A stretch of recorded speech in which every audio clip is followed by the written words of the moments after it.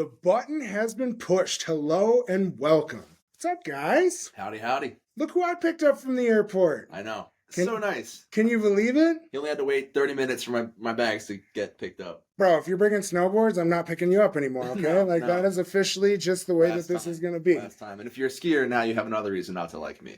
You know Well- how a snowboarder introduces himself, right? Of course. I'm sorry, man. Oh, God. See, you want to know how an islander introduces himself to a snowboarder and a skier? You're like, I'm out of here, bro. This is not for me. Fucking cold. This is not for me. And I'm terrified of heights, so I'm not getting on a fucking chairlift. I don't want to die. I made it 15 seconds before I swore, so we're getting there. For you guys that don't know, this is Andrew Sax at Some Saxy Art. Yeah, that's right. So, as you guys know, I fucking love folding posters, and this dude is one of the hottest on the scene right now. And so it is super dope. No, it's fucking, you can be as humble as you want, but your growth has been amazing, right? And watching you continue to evolve your art and like just challenge yourself and get more and get better and get more jobs and continue to grow. And then also with this stupid world that we live in, social media presence, right? And like hitting these events. And so the first question we need to ask is, what the fuck are you doing in Colorado? I'm actually here to see Dogs on a Pile 4 nights at Steamboat Springs and go snowboarding with some of the band and hang out. And, you know, I've been snowboarding since I've been 10. I skied since I was 3. And last year was the first year that I missed because I was just working so hard on the art and going to so many shows. I really needed to get back on my board this year. So my favorite band is playing at Steamboat Springs. I'm like, how am I not going to just go like ski and fucking see my favorite band? So it's and a quick humble brag that he's gonna do it with them too. Well, that's dope. And Colorado's the place to be, right? We're super spoiled. Dogs, I've seen them a few times in Colorado. Obviously, they're homies of Frasco, so the homies of mine. I absolutely love it. But it's crazy because like you started as an artist, right? And now you're literally like mingling with the other artists, the musicians. And so like, let's talk a little bit about your journey because you're talking about snowboarding.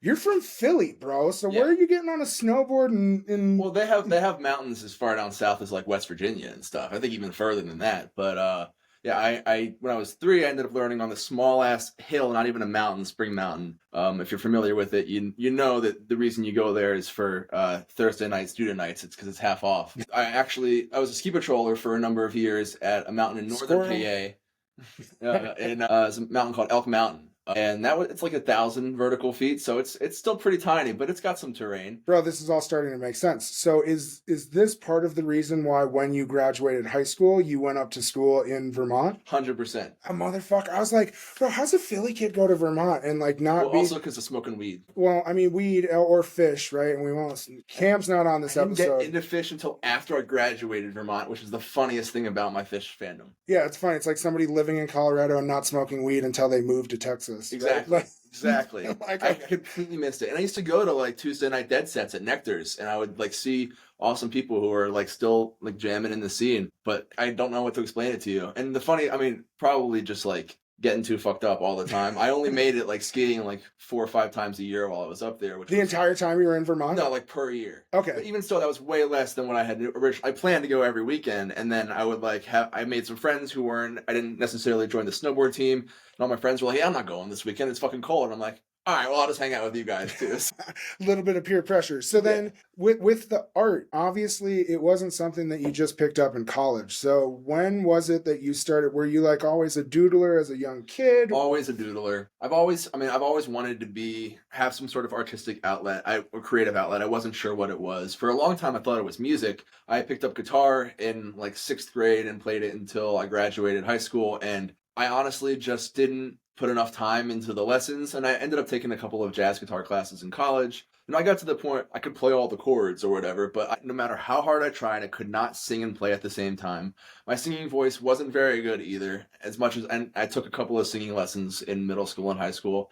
I used to do theater and plays and stuff, and then I ended up just like... So you can project your voice. You just couldn't do it at the same time as strumming and... It was the beat. My rhythm is so bad, and my rhythm is much better now after years of drumming in the car. But like for sure. So then when did you come back real fast? I want to make a bumper sticker. A friend of Frasco's is a friend of mine. Oh, bro, Andy, let's make it happen, buddy. Anyway, sorry. Go ahead. No, don't apologize at all. And Frasco just got done with his tour. I think he wrapped up in Iowa, so he's got some free time. Got to promote that album, buddy. What I was saying saying is like, so when was the first time that you picked up the pen knowing like, hey, this is something that I want to pursue? Or what was that first piece that made you go like, shit, like I'm actually good at this? So, I mean, it was always just in class. I would have more fun drawing in my margins than I was paying attention.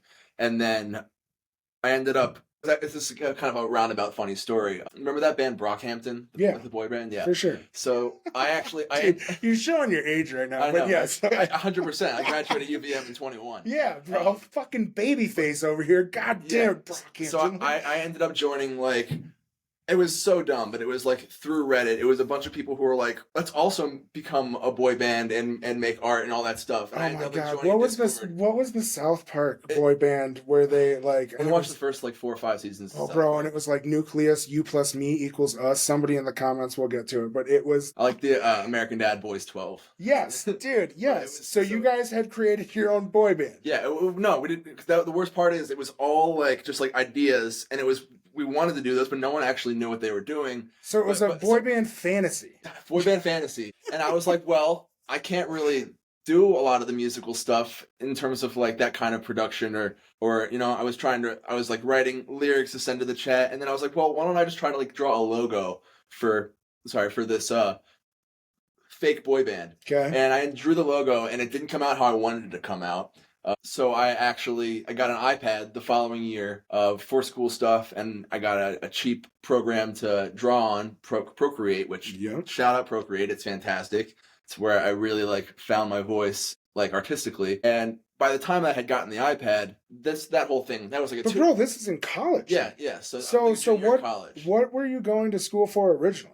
Communications major? Actually, I was a Spanish major. Oh, shit. Yeah, and so, lo siento, mi español es mierda. Mío es peor. So I never actually got to go abroad and cement the skills because COVID happened. And okay, so then you were stuck inside. So I was stuck inside. Well, that's a fucking excuse, bro, because what I did was I packed my family up and we literally moved to fucking Central and Latin America. Nice, dude, nice. I'm very jealous. And one day I want to go cement the skills. But so the reason is that my grandpa is from Cuba. Okay. And I wanted to be able to understand, you know, the whole Spanish-speaking world better and be able to communicate with him, because he would always talk to me in Spanish, and I'd be like, I have no idea what the fuck you're saying. But even towards the end, even after like 3 or 4 years of taking it in school, his accent was so thick, and and then like regional dialects, right? Of course, and like there's all sorts of different things. Yeah, I really didn't know what I was getting myself into. What I was actually doing, dude, a Spanish major. I was trying to find the easiest thing that I could do so that I could just keep hanging out with my friends and not have as much homework. Also in college, at UVM, you'd think it's a very artsy school, but they didn't have any art classes unless you were an art major, and I wasn't going to commit to being an art major, especially at that point. So you didn't have any technical training? Well, no, and then what I was saying earlier in the car was that I almost like credit some of my style to that, because it comes out a little dumb and silly looking sometimes in a way that's like original and unique. It's different. One of my favorite artists in the world is Jim Pollock, and his stuff is phenomenal every single time, but it's different more than it's technically gifted, and it's more about, you know, finding your voice and finding your style that way. But so I did take one art class at UVM, and that was a CDAE, which was Community Development and Applied Economics, Art for Non-Art Majors. Oh, wow. Yeah. So it was literally a class for you guys that just wanted to get something. Yeah. Was it worth it? Did you learn anything in it? I think I learned a lot. I learned, like, value. I learned a little bit of color theory. I learned, like, you know, the difference between all that stuff, saturation. Well, and that's what's dope with looking at your stuff on your Instagram is like scrolling back to like when you first started posting in like 2020, and then your evolution, not only like stylistically, but color wise, right? And some of these balance and playing like cool and warm colors off of each other to make other things pop. And like,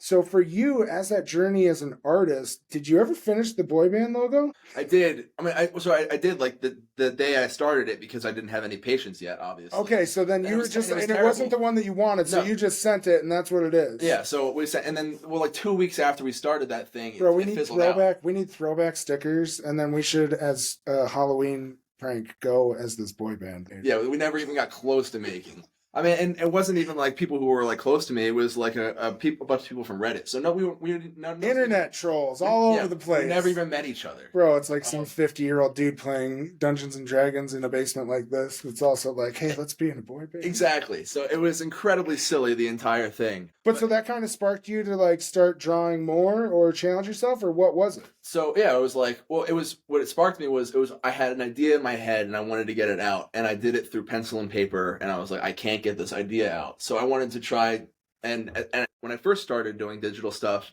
I was definitely doing a little bit more, not cheating, but like I was doing more just like texture stuff, trying to make things look old, or like overlaying on imagery already. Exactly. Or yeah, going back and finding old comic Which books. a lot of graffiti artists do. Oh, totally. Some of my favorite artists are not illustrators, they're graphic designers. Yep. And like Tortuga Design Studio. Incredible work. And most of that stuff is like recontextualized image. Status Serigraph does a lot of recontextualizing images, and it's really like some of my favorite stuff out there. So at first I was like, well, I can do this, I don't have to be great at drawing. And then I ended up just kind of playing more into the doodle style. That's crazy. So you're only what, 26? 26. Yeah, bro. So this was like less than 6 years ago. Yeah, you just started this journey. It's the greatest thing that's ever happened to me. But so I graduated school, and I was like, what is it? With your Spanish major. With my Spanish major, which they kind of like pooped me out. They were like, we want, you know, fake the numbers, make sure everyone's graduating.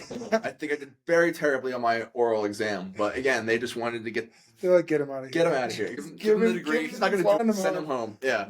So I graduated. You're not doing any translations professionally. I'm not doing any translations just for fun. But so at that point, Dead & Co. had kind of really started picking back up. Okay. And they were touring, and they had just announced their summer tour. All right, so let's back up a little bit.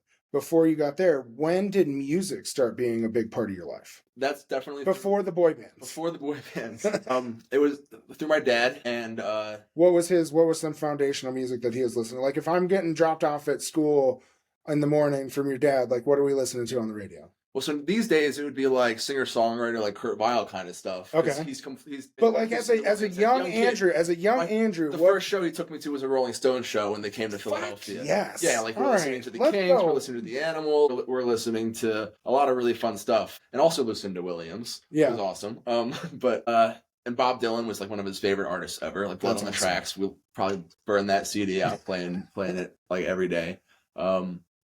But yeah, so a lot of foundational classic rock. Yeah, right. Crosby, Stills and Nash took me to the Beacon. But what about for you? Because we all know, like in our teenage years, we like find our own voice and like challenge stuff. So like, what were you? There was a period of time where like he took me to some shows, and I was like, I don't know if this is necessarily for me yet because I hadn't really clicked yet. Where I really found my stuff is in like early these kind of like jazzy hip hop. So like the Far Side, Tribe Called Quest, De La Soul. You know, everything in like that, the native tongues movement, that's awesome. Brand Nubian, like all that stuff. It was speaking. Were you able to hit any shows in Philly? Dude, I was literally on tour with the Dead when the Far Side came around, and I missed it. I did get to see Flatbush Zombies when they came to Philly, and that was a really, really fun show. That's awesome. And so all that stuff is like very psychedelic inspired. Yeah. And then I love all hip hop, so I listened to a ton of stuff from like the 2000s and even up through the 2010s. You know, I remember the song Broccoli was a banger. Yeah, that's fun, dude. So we had somebody from Atmosphere that spoke at our college graduation. Oh, dude, I loved it. I know, that's why I brought it up, right? And so it's dope, but it's cool because like, so you have these musical influences, you start to like harbor this like art talent, right? And it starts to like blossom into something. So when was Dead Tour's coming, and then are you like, I'm gonna make some fucking shirts, or what happened? So that was the first year that I kind of went out and I just did like, I think 4 or 5 shows, and at that, so in college. Had you seen the Dead before that? I had seen the Dead before. My dad took me to the Fare Thee Well shows in Santa Clara. Oh shit, you went to the Cali shows. Yeah, and I met Bill Walton, and he's got a picture of me like this high, and he's like fucking this tall. Dude, that's fucking awesome. How come that's not on Instagram, bro? I posted it after he passed it, but how did I miss that? Well, I just on my story because I don't post a ton of my no, you shouldn't, because you're putting your fucking posters. I do have a burner that's not even really a burner. It's just for me to post my most silly and my most fun pictures with balloons, that kind of stuff. And it's private, so just real life. Yeah, right? so my friends can follow it. That's what's up. Exactly, but it doesn't have more than like 200 followers on that. Yeah, but it doesn't matter because those are the G's, right? Exactly, they're like in the inner circle, the inner sanctum. Yeah, I used to have 2 Facebook accounts. I would have like corporate Cody and then what I called real Cody, and then at some point I was like, you know what, fuck it, I'm just gonna be real Cody all the time, and if they don't like me, then dude, I love that. Apologetically myself. That's beautiful. So then you see 4 or 5 shows in that early year. So was that 21 then, or yeah, 20? Summer of 21. Yeah. And I knew that people like made dead art. And like when I went to the Santa Clara shows, there wasn't necessarily a lot scene, but there were people selling glass in the parking lot. Yeah, dude, walking up and down. Of course, yeah. So For sure. It was a really fun time. I ended up getting so high at those shows just off of a brownie that someone gave me in the parking lot. Because what? Bro, do not eat food that people hand you at Dead Lot. Like, or do and have a wonderful time. Dude, but you can also, like, if people are not ready for it, because that's definitely something like, with all this stuff that happens and like people know, they just like hand you stuff, right? Yeah, and you don't even know. And then I'm like, and you're like, fuck. And every once in a while, they don't tell you it's dosed. So, like, there was a dosed watermelon going around back on Philly a lot 2 years ago. And I know some people who just had a slice of watermelon and boom. Bro, it's just, it's insane. And it's also dangerous. Like, you can play with your friends and have fun, like, if you know that they're okay with it. But, like, let's be safe. Yes, bro. And, like, shit can go crazy. But so when did you start, like, so you're going on Dead Lot, you see that there is this subculture and scene, right? And you're like, okay, I can see how this, something made you want to fucking do it, right? Absolutely. And so, I mean, I was giving stickers out to people. They weren't even necessarily dead-related stickers. They were just kind of like trippy stickers that I made of like, you know, a hand handing a joint to another hand, but they're both coming out of portals, like things. Nice. Just like silly psychedelic stuff. Because during COVID and the pandemic, it's when I met my partner, and we were one of those COVID couples, and we just spent a ton of time just taking acid and watching really awesome movies on really stupid shit like Tiger King, which was entertaining as well. But oh god, all spun watching Tiger King. I know. But so I had already I had my sea legs, as it were, with the psychedelics and stuff. Yeah. And that was that the first time that you had really tried them, or had you tried them in your teenage years? 17 years old. Taking acid at my buddy's lake house up in New Hampshire. Oh, bro, somebody brought it to the lake house and was like, all right, boys, you brought it. So you had never done it, and you brought it with? Well, just in case of an emergency? We had all planned that, like, this was the weekend. We waited for, like, the 2 days. This is like the quintessential movie, right? Yeah, like, the boys, dude, that's fucking awesome. I mean, it was what was it like? How many of you were there? There were 5 of us there. Okay. And to this day, out of those people, I'm the only person who still like regularly takes it. No one had a bad trip by any means, but there are some. Was it everyone's first time? It was everyone's first time. Oh my god! So not even anybody to bring you on the journey. Just 5 of you knee deep in the muck. Knee deep. That's awesome. We smoked blunt after blunt in their upstairs bathroom, just sitting on the ground, passing them around.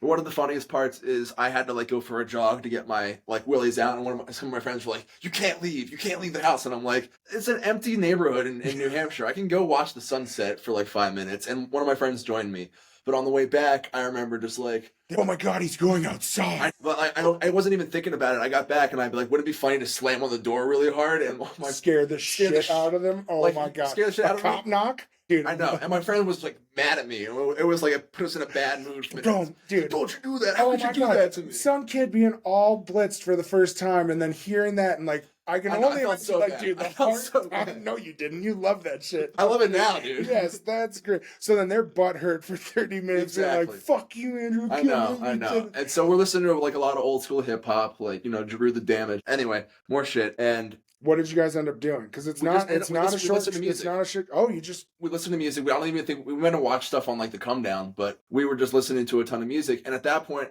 I hadn't listened to the Dead in like a year or two, because I remember having my dad taking me to those shows, and I was like, "Fuck, let me put on like a good song right now." So I put on Ripple, and like 3 of my friends there who were like very into hip hop thought hippie rock and roll was bullshit, like the dumbest shit ever. They were like, "Do not put this on." And I put it on, and they were like, "Okay, it's pretty cool. Like, now I know why I got all those people chasing them around." Exactly, yeah. So we listened to that, and then we just kind of bounced around between like classic rock and old school hip hop.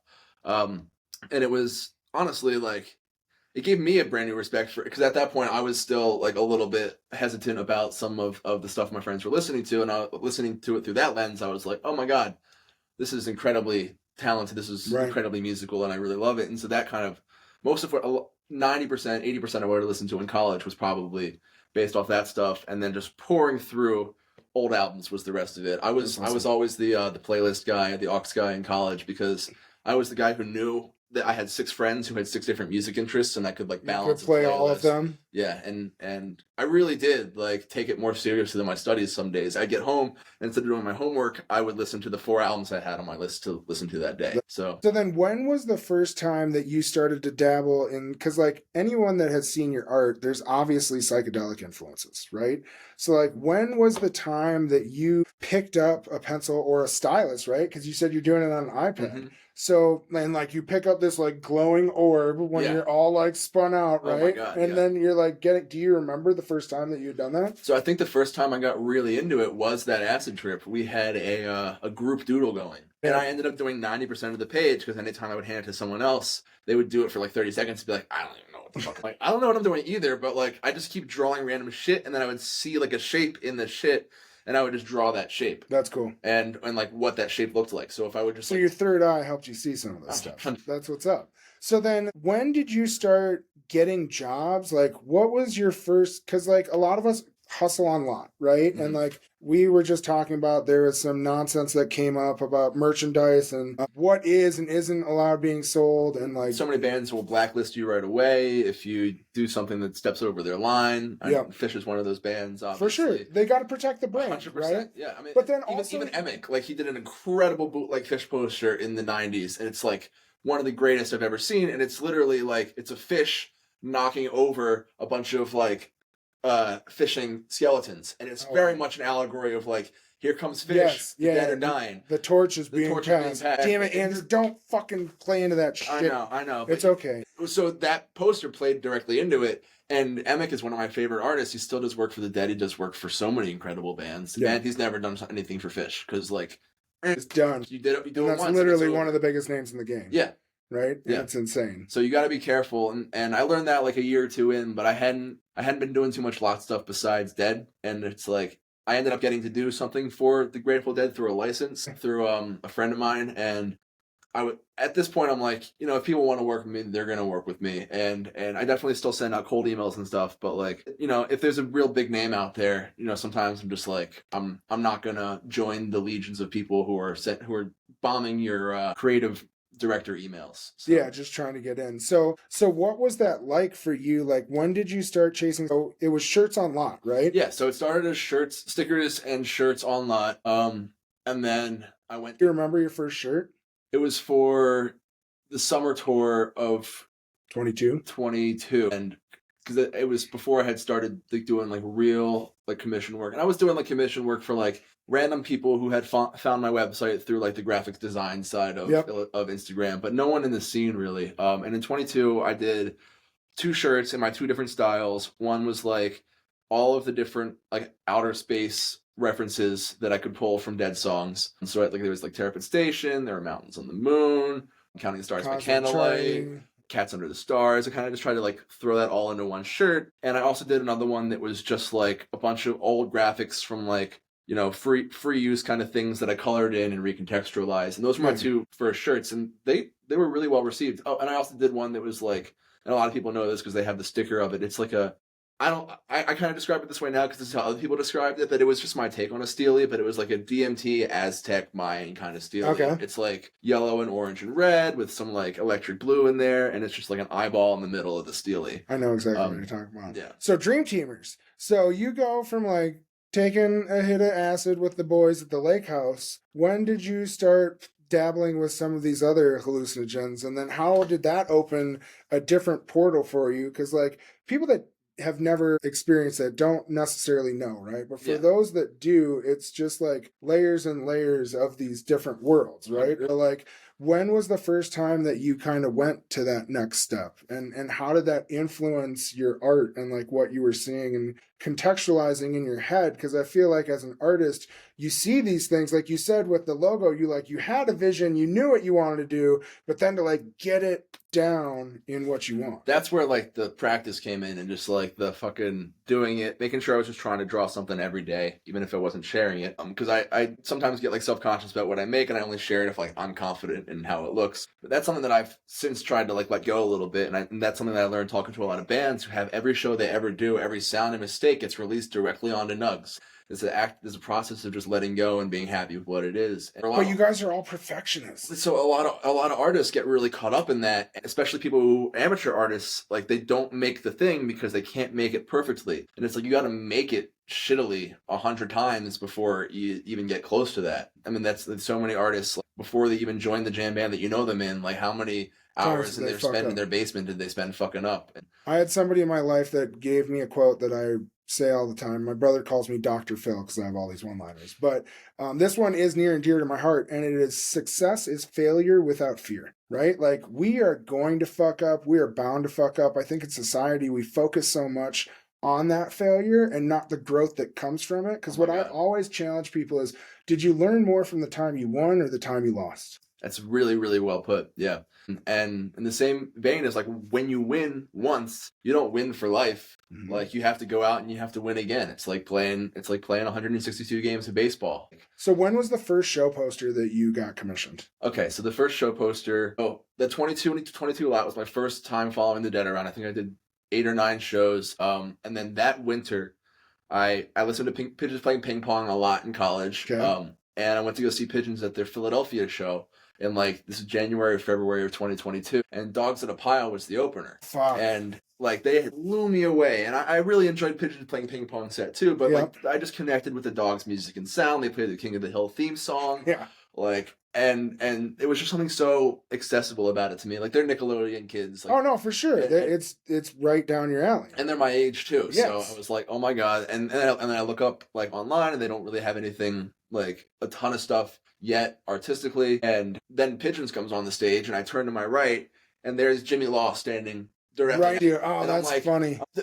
You're like, wait, what? And I was like hammered. I was drinking a lot more at that point, especially coming right out of college. And I took all the stickers I had in my back pocket. I probably had like 30 or 40. And I just like shoved them in his hand. And I like grabbed him by the shoulders. And I was like, I have to do work for you. And among those stickers is one of my favorite stickers I've ever done. It's a wiener dog that's also a hot dog. And he's going out of the frame on one side. And coming into the frame on the other side. And he's eating his own ass. Yes. And the tag just says "eat ass," and that sticker is still on Jeremy, the keyboard player of Dogs' water bottle. And Jimmy really liked my art, and for the next like couple of months, I kind of like let it cool. I felt a little bad, like, but shoving things in people's faces. But like, I was just so you have inspired. To shoot your shot. You got to shoot your shot, exactly. And like doing it in person is a whole lot differently than like sliding into their DMs or sending management an email. Or, it's proof that I was just at their show. Because you book all of your own jobs, right? Yes. Yeah. So, and that's what you're doing, right? You're reaching out to them, you're seeing them. The joke being that, like, as a professional artist, what you do is, like, actually 30% making art. The rest of it is, like, doing emails, sending invoices, formatting the art you've already created for print files and all that stuff, going to shows and making more connections. And I'd be at those shows anyway, even if I wasn't making the connections. For sure. And I think a lot of people like working with me because I'm just, like, an organic fan on the scene who... You'd be going anyways, right? Exactly. And that's what we always say. It's like, yeah, man, like this is the scene I'm in anyways. So it's not like I'm trying to interject myself into anything or like make it happen and be like, if I wasn't doing this, I'd still be here. Exactly. Yeah. So that spring I made a couple of like digital flyers for Dogs for like their really low key. It's not even a festival. It's like they rent out a campground every year. Okay. And they play 2 sets and there aren't tickets sold. You just have to book the campground. Oh, you have to reserve the spot. You have to reserve the spot. That's funny. And they don't advertise it at all. And it's really a wonderful time. But so I did the poster for that the first year they did that. And I did like a t-shirt or 2 for them. And then I was like, okay, so like I can actually maybe do work officially. Like these bands kind of like it. And I really loved it. I felt immediately more connected to the music and more connected to the scene, just getting to be a part of things, getting just little peeks at like backstage or this like under the curtain behind the scenes. It was everything that like I was looking for at that time of just wanting to feel closer to the music and closer to the people who were making it. So then that summer I made more stuff for Dead Lot. I went back on Dead Tour and because the commissions hadn't really fully picked up yet, and I was just having a fun time, and I ended up just meeting a lot of really cool people, as you do, part of the community, and making, they know somebody that knows somebody else. Exactly. And then so I think through my work for Dogs and through my work just being around Philly, that fall, I got hit up to do a poster for Pitches Playing Ping Pong for their DC shows, and a local like Central West Pennsylvania band, Yam Yam, they're really awesome. And I was like, oh shit, if I'm gonna do a real poster, I gotta know how to screen print, because I already know how to screen print with my shirt. But even still, You were printing your own shirts too. No, I was having a printer print them, but you have to like this. You had to know the process to be able to create the design. To set it up for sure in the right way. And because I have plenty of friends who like they talked about their first shirts getting made and they would send it to a printer and it's just like a flat file that's only drawn a colored pencil and the printer's like, yeah, I'm gonna have to charge you $200 to like set this up for printing. Or like also I need to let you know that you have 17 colors here and we can make this like, 6, 7, 8 max, preferably 3 or 4 if you want to keep it affordable per shirt. So I kind of had friends online who keyed me into that, but I still had no idea because everything that I had been told by other people is that posters are a completely different beast. Mm-hmm. It's a whole other thing. And one of the people who first told me, and this was 21 lot, not 22 lot. This is when I wasn't even set up. I was just handing stickers out. I met Zazcorp, Helen Kennedy, one of my favorite artists of all time. Yeah, so incredibly kind. She looked at my stickers and she was like, "You could do this," and I was like, "No, stop it." And she was like, "No, I'm just not fucking around. Like, if you want to do this, go and do this. If you ever need anything, let me know." That's fucking awesome. Incredibly kind. Homies helping homies. Homies helping homies. We sat up next to each other a couple of times in 2022. Just got to talk to her, look through her work. I have so many of her posters. And when it came time for me to do a poster, like an actual screen printed poster, she was the first person I called and I was like, "Hey, do you have like a day where you could maybe walk me through this? What I need to know?" What I need to know. And she went to a printmaking and illustration program in Mass, I think it was. So she absolutely could have been like, "No, I paid for this knowledge. Like, you can go to school if you want to." But she sat me down and taught me everything that I needed to do in 40 minutes and let me like screen record the call. And it took so you could go back to it, and hear what she is saying, exactly. Telling you. That's super cool. And I ended up watching that video like 8 times before I fully got it, because in the moment I wasn't trying to be like, whoa, take that back, explain it again. I was just going to be like, I'm going to watch this over and over again. I'll pick this up.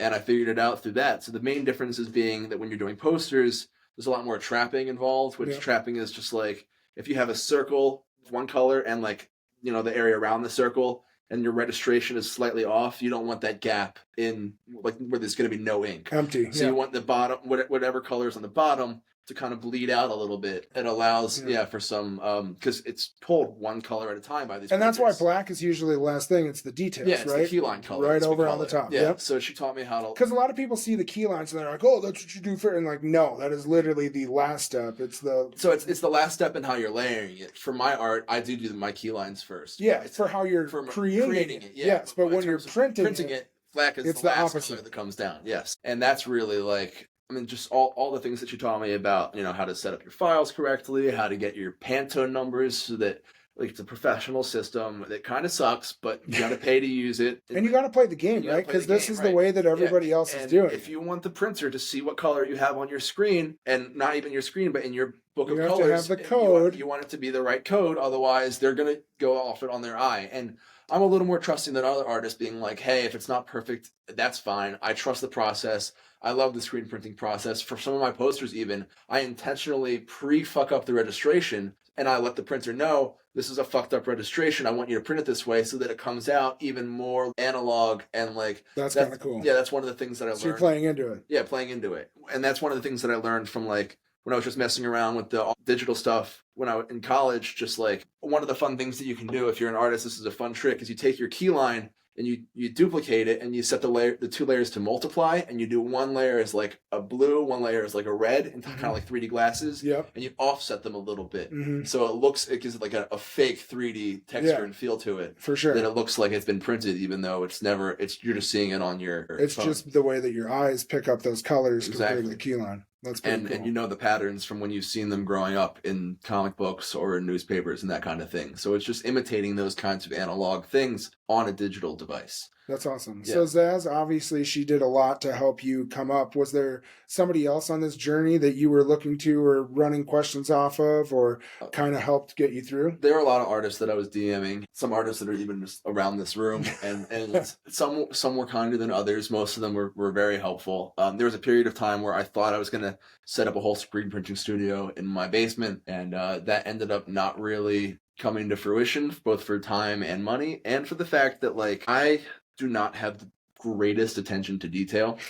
Okay. So the idea of, not... Because you'd be running other people's artwork when you're running exactly. a screen. It's not just your stuff that you're like, posters are moving things around. I already damage enough of my posters anyway when I have my APs. Like, at this point, if I can sign posters at the show or go to the print shop to sign them, or... And then hands up, walk away. Yeah, hands up, walk away. Let the professional printers ship them. Yeah. I don't want to... Like, it just takes a lot of stress off my oh, bro, time. it's and insane. It allows me to just become a full-time illustrator.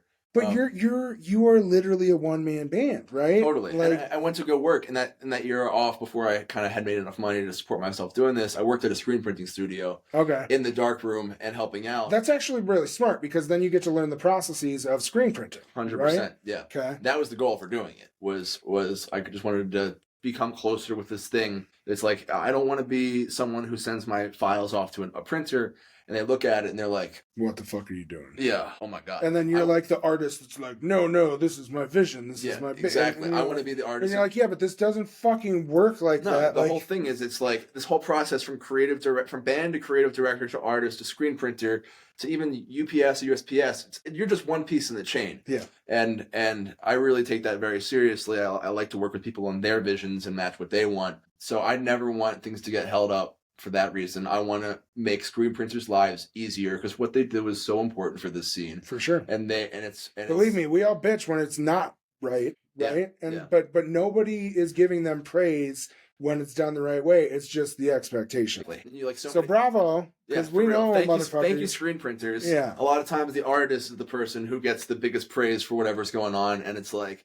That's an impossible poster to print. I'm more impressed with the screen printers. A lot of people don't realize, unless they're like hardcore collectors, that you guys aren't printing your own artwork, right? And there are a ton that are. There definitely are. Max Mon, Twin Home Prints over here. Yep. Prints all his own stuff. For sure. Considers himself a printmaker before. Yeah, AJ Mastay, same thing, right? Incredible. Yes. But then there's people like Owen who's sending it off to somebody to get done. And so like it's this balance, but for us, we need to understand like this is a process and you have to love every part of the process. And then for you as an artist, you have to know those intricate details so much because it can dramatically impact the effect or the visuals of your art from this to being on paper now. Yeah, and you get that just by like doing it over and over again. Like, having worked with Comfort Colors enough times to know that when I look at the Comfort color I'm going to use for my t-shirt, I'm not going to use the color they have on their website. I'm either going to Google like an Etsy listing where someone took a picture of the color. Yep. Or I'm just going to like have had used the color before and know the color. And so like when I'm mocking things up, people aren't like, well, why is the shirt so saturated or why is it this or that? And I'm like, you're like, that's a true picture. That's what it's going to look like. Yeah. Because I've had bands be like, well, we're worried that green's going to be too dark. And I'm like, trust me, here are 3 shirts I've done on this color. Like, I can tell you the black is still going to show up on the screen. Yeah. But that's just like practice and knowing what's going on. So then obviously dogs helped you start to get out there. And then you got pigeons from being in a similar scene, right? Then, because you've done work for a lot of big bands, right? So was it word of mouth that started to get them to reach out to you? Were you chasing them? How did this kind of happen? I think it was kind of a combination of both. So part of it was from artists that I had made friends with, bigger artists who like, I don't have time for this job. Would you want to take it if they're down? That's fucking crazy. Yeah, and I've been able to do that for artists that are smaller. It doesn't really fucking matter. Yeah, it doesn't matter. It's like, hey, I'm like, I'd always just want to look out for. Again, you guys are a scene, right? Yeah. You're helping each other. 100%. And then in that scene, you're gonna have people that want to protect themselves and not be inclusive, right? Well, of course, and there are some artists that like don't necessarily respect the artists that come from the lot scene because they look at us as like they look down on you. They look down. We didn't pay all that money for school. We undercut them for projects, and I'm like, well, I've never, like, undercutting is when you know what someone's charging and you go to the band and be like, I can do this for less. Like, listen, I'm just giving them the value of what I can do this job for, and I'm okay being paid whatever it is that I'm putting out there. It's not that I'm 100%. going, this is going to be half as cheap as that guy. 100%. I've Fuck never him. once said that in my entire life. Also, bands like, Dogs in a Pile and especially in 2021, 2022, a lot of smaller bands, they can't afford the $500 to $1,000 art fee per thing. And 1,000%. at these days, my minimum that I'm doing for something is like $500. But like, I had to work my way And so, up to get to that. what people need to understand is you're getting $500 for the design. You don't get paid off of what the band sells at their merch. Then you have an allotment of posters that you're able to sell as an artist print, right? Yes. So some people don't understand this, and I'm always telling them, like, hey, before you go and chase the poster on a secondary market, go find the artist drop, make sure that we sell out their lot of posters before we start buying flip posters on the internet from these different groups or websites, right? Because that's how you're getting paid, other than like the flat fee that you get on the front end, which is a lot of times not a lot of money, right? It's you guys selling those APs. 100%. Yeah. And that's why the bands that let you do more, that's why bands like Billy Strings, where the APs are going to sell out every single time, they're really highly sought after jobs in the poster community from a lot of poster artists that aren't even necessarily fans of the music. I would say, like, sometimes you can see that in the poster art. Yeah, I would say 20%, 40% of the posters that you see coming through for some of your favorite bands are actually done by, like, people that don't listen to that band. Yeah. But that's why it's... I was going to say the inverse. It's probably 60% that don't listen to the band. Oh, yeah. It's a majority, you would think? Okay. I think so. I mean, but you even think so in the jam band scene? Because I feel like for us, like, we are more of a tight-knit community, and, like, it's a different vibe, right? And, like, I feel like for those posters that really stand out, the styles that really stand out, you have to be immersed in our culture. You have to kind of know what's going on. Otherwise, you will stand out in the wrong ways for, like, what you're putting out there. I totally agree with that. I just I've met a bunch of artists who, and I can't actually say what the actual percentage is, but I've met some artists who... True numbers, we just made numbers, I know. I've met a number of artists who I've been real fans of for a long time, and just kind of like smacked in the face with me, like, oh, fuck the Dead, I don't give a fuck about that. And I'm like, you're doing a Sphere poster. Yeah. Like, I'll never say who anybody is. Oh, no, you're allowed to do whatever you want to do. And then, if a really big, like... But dude, opportunity knocks. You're not gonna fucking turn if a that really, down. really, really big punk band hit me up, because I don't dislike any music. Actually, I like all music. That's kind of some of my fault. But it's not your scene. It's not my scene. I'm not gonna say no to doing the job. And if anything, I'll take it as a sign to push my art further in this direction. I'll listen to their album all day while I'm doing it. But so you're doing some background homework because you know how important that is. So then so they do too, which is why, like, you wouldn't necessarily just go in blind. Well, yeah, you wouldn't necessarily know who these artists are because they do such a good job of making posters for these bands. For sure. And that's what makes them such amazing artists. And that's how you get, like, there really is, like, a rotating, like, group of artists that kind of get to do posters for all these really big bands. And I'm trying to, like, work my way up and up a little bit more to, like, I would love to do something for, like, 311. I would love to do something for, like, String Cheese or Phish or Billy. And I don't say that complaining at all, because, there are so many wonderful, talented artists to work with. Anytime they don't work with me, they're just giving it to some other really deserving artists. But that's why, and then I also think some of these bigger bands want people to put in time, right? Yeah. And so it's like, okay, I'm sure as they were coming up, some of these smaller local artists were being utilized, and it's like to come up then, oh, well, you got to put in your time, young buck. But then some people are like, this fucking person is so good, they're skipping the fucking line. It doesn't fucking matter. Yeah. Yeah. And it's like, okay, well, this is amazing. But so then when a band is approaching you and they're talking about, so like, are you getting like a show date, a venue, some form of idea of what they're looking for? Like, how does that process work? Every band is totally different. Which has got to be fucking frustrating. But we ask them no, because it presents a different set of challenges every time. Okay, so like, how are some people are just like, I don't fucking care, just do whatever. And what I always ask is there anything that you don't want me to include? Because lots of bands will already be like, no gore, no nudity. Like, they'll just have a straight up, or like there are bands like Pigeons who are like, we'd like you to stay away from pigeons a little bit unless you can really nail it.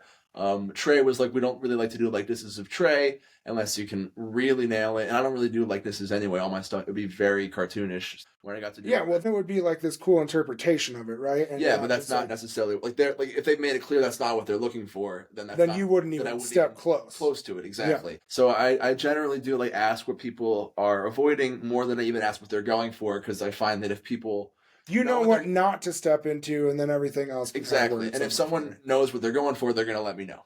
So then they'll say, hey, we had an idea of X, Y, and Z. How often is that happening? Because from what I've had, like, lucky to have conversations with artists like you, like, a lot of the times there's really not a lot behind it. For real. It's I'd say 1 out of every 5 bands is like, and we kind of want you to include this or whatever. So my buddy Vince is in a band, Loom, in Utah, in Salt Lake City.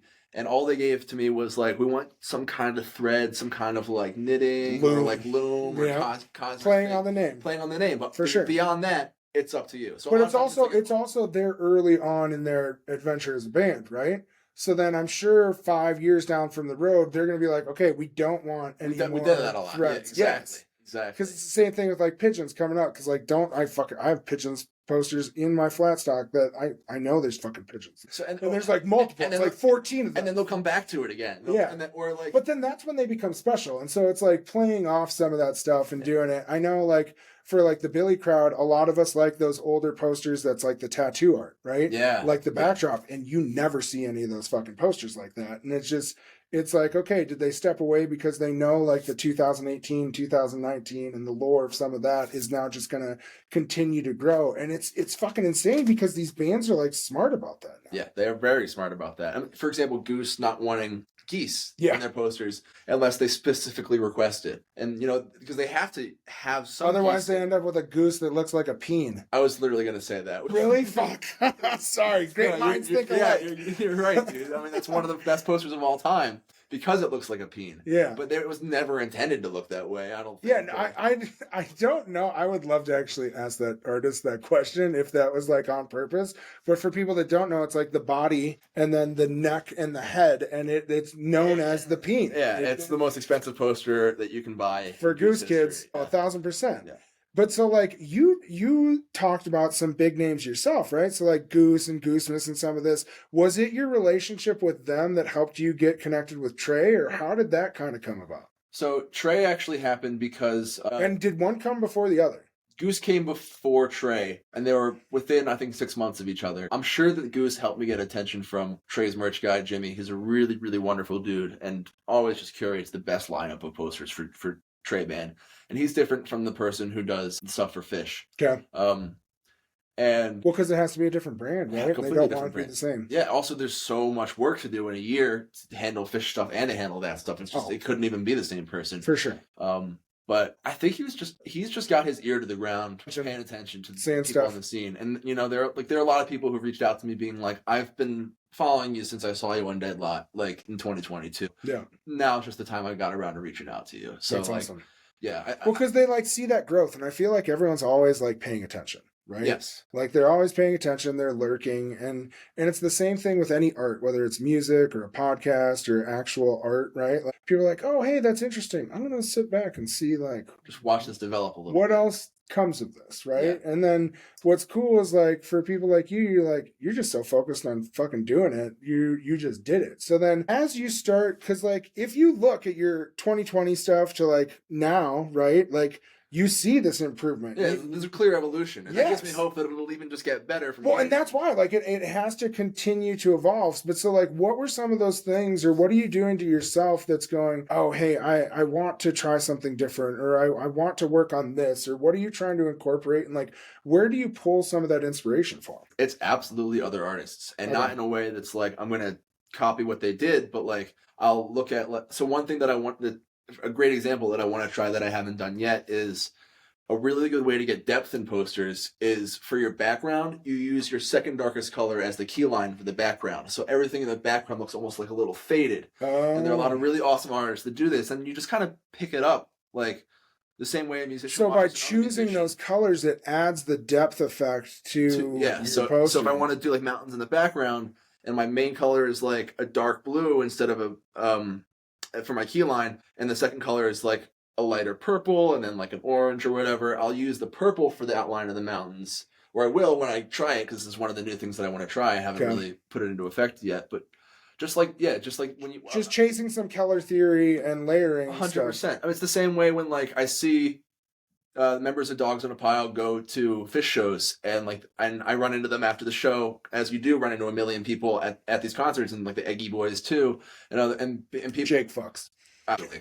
Jake, you fuck. Jake fucks hard. I was so pissed that I missed their shows when they were just here a week or two ago. And then I had sent Jake a message on Facebook, and I was like, bro, I want to get you on the pod. And he's like, fuck, I would have done this if I was like, God damn it. You could also hit up Long Strange Putt, Sean, too, because he's their merch guy now. And he's the best guy. He would also be a great guy to have on. Dude, well, and that's why, like, merch hookups are what's up, because I feel like so many people bitch about what they don't know. Right. And so that was like the whole premise of doing this podcast is like, what's the reason for this?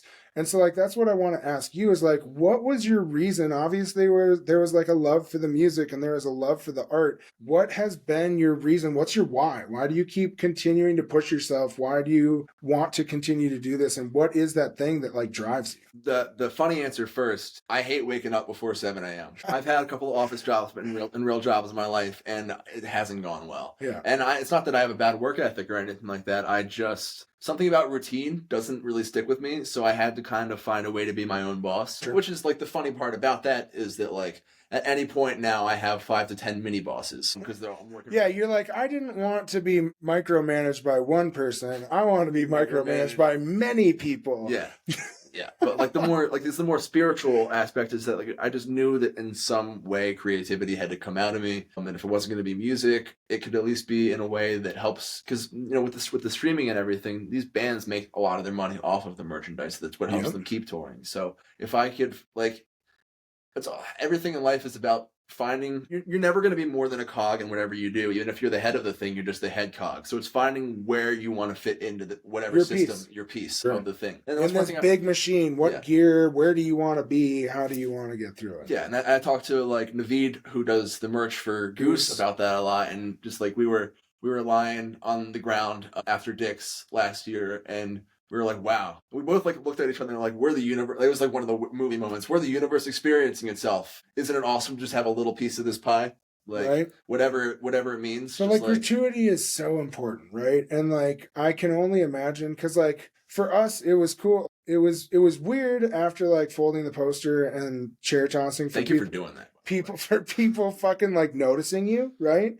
But then, like, for people to come up and be like, oh, hey, or like the comments that you get, like, oh, man, I love that interview, or I loved what this is. So, like, for you, what was that feeling like? First off, like, seeing your poster in the merch booth, then, like, seeing people rock your gear, rock your pins, rock your shirts, and now like, some people don't even know the artist, right? And that's why I always love to, like, try to put a face to, because everyone's like, oh, fuck, I know that poster, but they don't know you.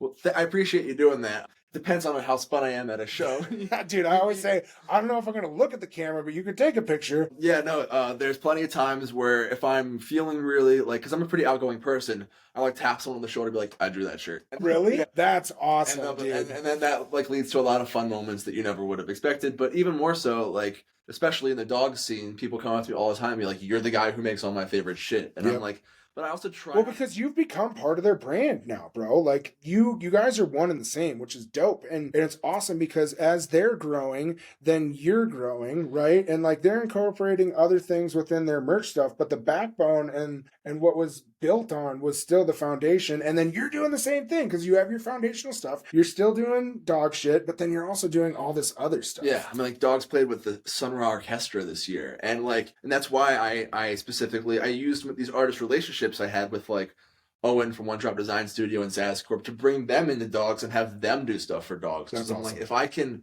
because I never. Which fucking Owen's poster for Dogs is filthy. Yeah, dude, it's just little 8x10. Yeah, and that's what's dope is because then he made it more affordable. Yeah. right? We're actually doing that on a large scale now. We're finding this new way to do. Because it's also fucking hard, right? Like, we're doing handbills because it's going to be cheaper, and each artist does 4 handbills for a series. So now I can put 150 of them on my wall instead of 10, right? And it's cheaper. There's the incentive if you get one to complete the set because each artist. Don't fucking lie. You did it for the flippers, so they had more shit to buy and sell on the internet. Yeah, absolutely, dude. 100%. Bro, so like, how does that feel for you as an artist? Because like, some of these guys are flipping posters before you even drop your AP, right? And then you're seeing like, fuck, they're selling this for $300. It's a $35 poster. And then like, that's fucking awesome because people want to pay that much. Yeah, exactly. That's how I try to look at it. Those people, but it's gotta fucking hurt. Those people piss me off way less, and because it's way less like non-personal than the people who just write scripts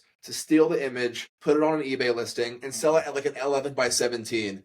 And like printing it themselves, not even like being done through some Chinese dropshipping company. Yes, not speaking ill on China or whatever, but you know, no, but that's what's crazy is it definitely happens, right? And like these bots have gotten so good in our community, they see that there is an audience for it. Yes, and there was even a post the other day on Billy Reddit, and I got probably 2 into the comments on it, but there are people being like, "Hey, so I paid for my ticket to the show, I waited in line for 2 hours, and I can't buy it off of eBay."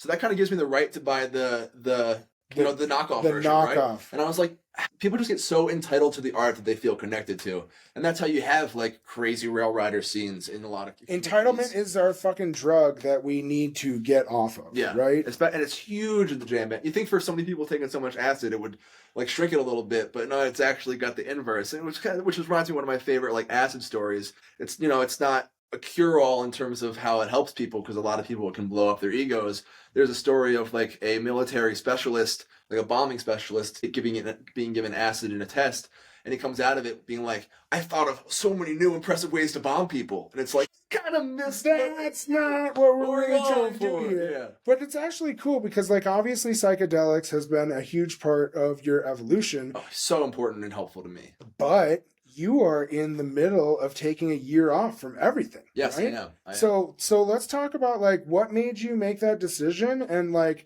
stone cold sober, you just did it, lockdown, you're 3 months in. So just for balance, because I mean, I started smoking weed when I was like 15. I'm sure a lot of people watching started even earlier than that. Mm-hmm. But Shay started at 22, which was insane to me. Wow. My co-host, and I was like, "What the fuck?" That's a late bloomer. Yeah, bro. In this scene, and now he's full wook. So yeah. But so I pretty much smoked every day from 3 months in at that point from smoking the first time until I went sober, or until I was forced to by being like abroad in countries that didn't have it or whatever, and those weren't very fun times. But so that, and I went on a pretty deep journey, not this summer, but last summer with DMT, and I kind of like came to the like conclusion, not conclusion, but like the when I first took acid, I was like, there's something deeper here, and then I had a really deep DMT trip and I blasted off for the first time, and like I was pretty much. That's what people don't understand, and that's why I had asked earlier about your first experience with it, because it's a different realm, a completely different realm. And it was only after like a year of doing it every couple of weeks before getting the courage to go and do it again that I finally like got there or whatever. And for people that don't know, that is the chemical compound that's in ayahuasca that people all know. For like Aaron Rodgers. I love that.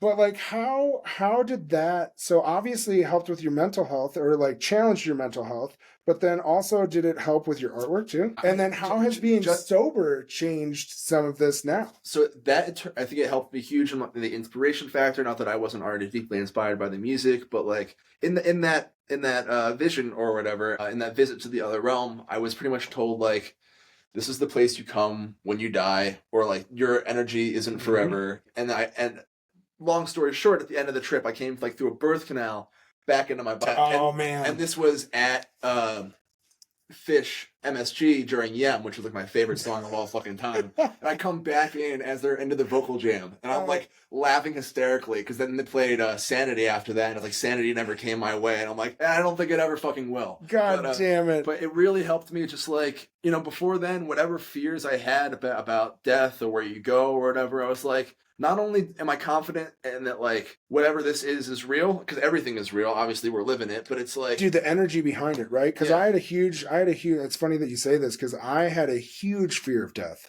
until I had worked through it through some of this stuff, and then you get comfortable and you start to understand, like, oh, okay. And like, especially like being born and raised in Hawaii, like everything had a spirit, everything has a reason, right? Yes, yeah. And then like, oh, you fucking hippies, like, but that's really, It's what, really it what is. it is. And then we meet And people and we're like, our energies It's been that way in every religion for thousands of years. Even like the highest, like even the smartest scientists in the world end up becoming mystics. It's like God in the Western sense that we understand it may not be so, but like we are all God. God is within all of us. You and I are just like the universe experiencing itself. And you know, the actual science to back that up is just like, you know, magic is like the most what is it? The newest science is basically indistinguishable from magic. If you were to take a cell phone, how do you prove it? Yeah, if you were to take cell phones back to the Greeks, they'd be like, "What the fuck? This is alien technology." Who knows if the human race can survive what we're going to know in 2,000, 5,000 years from now? And I'm not claiming to have any answers. That's not what I'm saying. But like, I was just at peace with this whole experience and being like, God forbid the worst thing that happens, knock on wood, like I get in a car crash tomorrow, like. That's the universe. That's life. Like there's nothing you can do to control that. All you can do is control the things that you can control, and anything beyond that, like holding on to it, just creates anxiety. But it's also cool because then our energy like attracts each other, right? And then we find people and we're like, you put out a vibration. You vibe with me. And that's what it is you say, oh, I like their vibe, right? And that's what it is. It's an energy, it's a vibration, it's even a frequency. Music, it's just a vibe and a frequency. And that's the same thing. So then why do I still hate Phish? But for real, right? It's like it's so much deeper, and a lot of people think like, oh, you fucking yuppies, you hippies and drugs and blah blah. And it's like, bro, I wish that you would experience the world just once in this way, and you can see how beautiful it is and how challenging it is. But I also understand like how scary and terrifying it can absolutely be. Terrifying. Like, right? I had to work 3 years of doing psychedelics, doing them in public, doing them at shows before I was even close to being comfortable to make that leap. And I have plenty of friends who are very comfortable doing psychedelics, and I break out the DMT card, and they're like, "I'm good. I'm good." So it's like a psychonaut adventure. Like you. Really so we were talking earlier about people like dosing when people didn't know. The first time I ever did DMT, I didn't know. So somebody had passed me something. It found you. It was meant to be in the dude, moment. And it was a moment, right? And like you like when you come back and you're just like, wait, what the fuck did I just go through, right? Because like the first time you ever do it, because like you think, oh, this is going to be similar to a different journey, or like I've done a bunch. Nope, not even close. But what it's I will like a direct phone call from God. Yeah, but that's what I tell people is don't be so afraid of it, right? Yeah, it's like keep an open mind. Yeah, and like go. I would make sure that you're around people that are safe and secure. Don't do it with five homies at a boathouse for the first time. Yeah, don't do it alone either, in case you like fall back and choke on your vomit or some shit. Well, like, and there's shit that can happen, right? Yeah. But there's also like you can have people that can help you along in this journey. And what I think that people forget about is, and like we talk about music being our church, right? And like it being our religion, and what it is it helps heal us, right? And so the same reason that people are going and following this deity is the same reason that others are following this band, right? The big issue is then we put this power on these band and these musicians and treating them as their deities, right? Meanwhile, they're just reflections of us. And they're fucking real people. Yeah, like they are just real people. And why do you think Jerry did so much fucking heroin? Sorry, but like and that's it, right? Like and it's so hard because he just wanted to be another guy and he could never do that. He could never do that. And then we see he was a messiah for the hippie movement. Like, right? And but then like you have to see what Trey got through, right? And all of that's why I love him so much, because just like the inspiration that he's given to so many people in terms of like recovery and that whole thing, it's we have a whole new archetype on the scene of like what it looks like to be. It is successful. Funny as like the Phish hater that he throws a festival for fucking a rehab center. I'm going to that with a bunch of fucking Phish kids. I'm going to that just because I want to go to a sober show and see what it's like. Well, and that's what I'm saying. So you've been doing this thing for sobriety. So like you said it kind of helped you. What were some of these other things that started to change in this journey now doing it sober? Because you obviously saw how much it opened your mind when you weren't. 100%. So I really like prescribe to the notion, Ram Dass, when you get the message. When you get the message, hang up the phone. And that's not to say you might not need the message again in the future, but like I immediately after that moment didn't feel the need to. I didn't smoke DMT again for like another year after that, and that was already like 6 months ago. And that was at Montegreen because I just felt like the time was right. It was my birthday. I was with all my friends, and I didn't even like fully blast off. I just had a fun time. But the whole thing with the sobriety is I just wanted to balance. Like if I'm in these realms of lofty thought, my feet are no longer attached to the ground sometimes. Mhm. And I wanted to, I always schedule my projects out with an extra month of buffer time in case my ADHD gets the better of me. So I never actually Have you ever had an oh shit moment where you're like, I need to fucking get something done? The closest was when I was working on the Trey poster because my buddy got arrested and I had to go bail him out. Fuck. And I was like almost done the thing. And my buddy got arrested, and that was 48 hours of my life, like getting the everything going on. And he got arrested for a bootleg T-shirt, misdemeanor. It got thrown out in court. That one, I messaged, and we still had like an extra month after, but I was like, I'm coming 2 days later than I said it was coming. I apologize for not sticking to my word. Yeah. But so that happened like a couple of more times in the past year, and I was like, okay, I just need to like I've been smoking weed since I was 14. I do psychedelics all the time. I've done plenty of sober shows in this period. If anything that I had a problem with, it was the K because it was just too much fun. But like, I just wanted to have a reset. My partner was already planning on doing it, and I was already planning on doing 27 sober anyway because I grew up about hearing stories about the 27 27, club. yeah. And I was just like, well, screw it. If I can just completely avoid that aspect of it, why not come back with a vigor, or come back like. And what people don't understand is I do sober shows all the time. It's fucking amazing. It's amazing. It's still as much fun. No. Chutzpah. Yeah, no, and it's like we always joke like, oh, the performance enhancers. It's like you really don't need them. No, like you really don't. Like the vibe is still there. If you're there for the music and not for the party, it doesn't matter that you're sober. And that's what I ultimately realized with like balloons and K is that like you only need it after you started doing it. Yeah, because then you're like in that headspace. And you're like, oh, this is what I need to do more of, right? Yeah, exactly. Or you come back down from the headspace and you're like, whoa, this things feel weird again. Let me just go back to where I was. Yeah. So I just wanted to find a better balance with that stuff. That's fucking awesome. That's super. And cool. I wanted to, I felt like I owed it to myself to at least spend some time doing it. But there are people who say you don't really know yourself until 5 years sober, and like I'll figure that out later in life. Yeah, but I mean, one step, and it's a big step in its own, right? Time. And like even to see like the small changes that you are getting from it. So then, what I want to know is like, what's next? What are you trying to chase? You said obviously like Billy, he wants to get Billy. You want to get some Phish. We want to get you in front of some people, right? But so.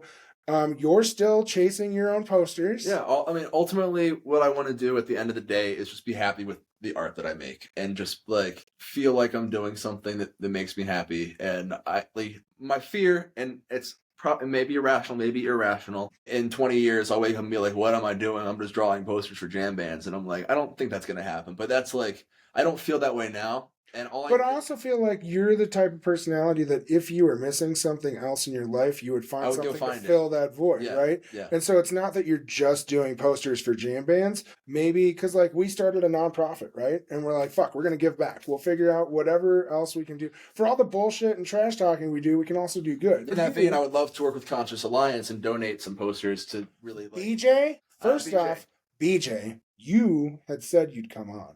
Get this man. We talked about it. I'm gonna circle back with you.